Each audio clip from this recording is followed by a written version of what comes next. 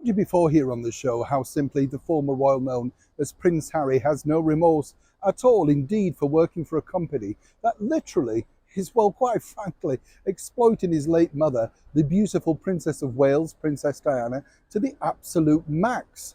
But according to a very well-placed source now at Netflix, not the same team that signed Prince Harry and Meghan Markle all those years ago now.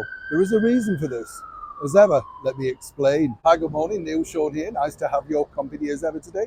And thank you so much for joining me. Glad to see you. You all right? You keeping all right? I do like to check in on you. Seriously, it's good to look out for each other. I love the way you say to me sometimes in the comments, Neil, you look a bit tired. Not surprised. I know, this sort of thing. So sometimes when you sleep better, you know what I mean by that? You don't necessarily wake up during the night. Not in a good way, of course, but you know what I mean? You sometimes feel more tired the day after than you did when you've had one of those fractious nights.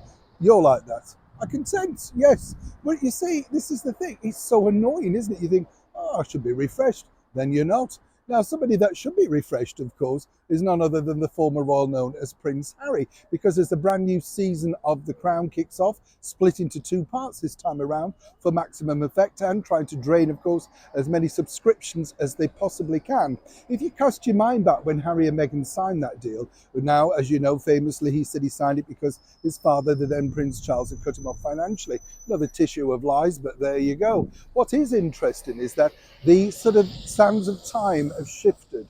They always do in these particular deals. I've been in show business a long time. You have a power for a limited period, and then that power dramatically shifts, not necessarily in your favor. Now, and with the original signing, they assured Prince Harry, and as ever we have to say allegedly, that there were going to be no negativities against him regarding the crown. He was going to be portrayed in a very positive light.